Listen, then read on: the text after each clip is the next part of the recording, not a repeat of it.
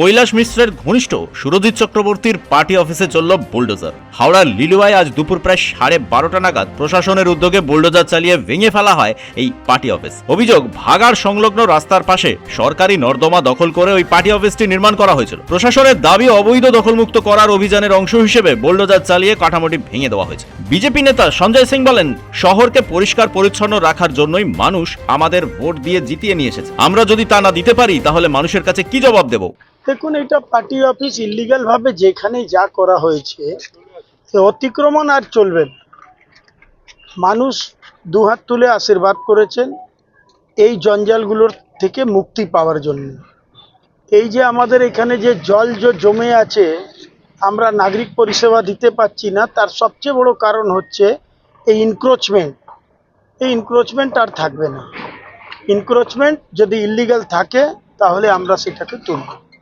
পুরো প্রশাসন এইটার উপরে অ্যাক্টিভ আছে।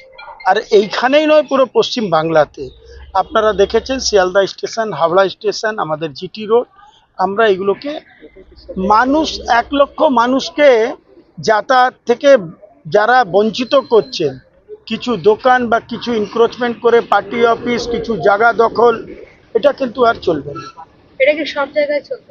সব জায়গায় চলবে। বেলুর, বালি, লিলুয়া সব প্রত্যেকটা জায়গায় হবে। কেন হবে না? এটা সরকারি সম্পত্তির উপরে আপনি কতদিন কবজা করে থাকবেন?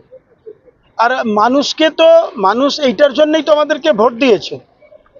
তো মানুষের রায়কে আমরা যদি সম্মান এইগুলো না করে জানাই, তাহলে মানুষ তো আবার বিরক্ত বোধ করবেন। মানুষ ভাববেন যে দেখো, যে কাজের জন্য এদেরকে দিয়েছি সেই কাজটাই হচ্ছে, তাহলে কিসের পরিবর্তন?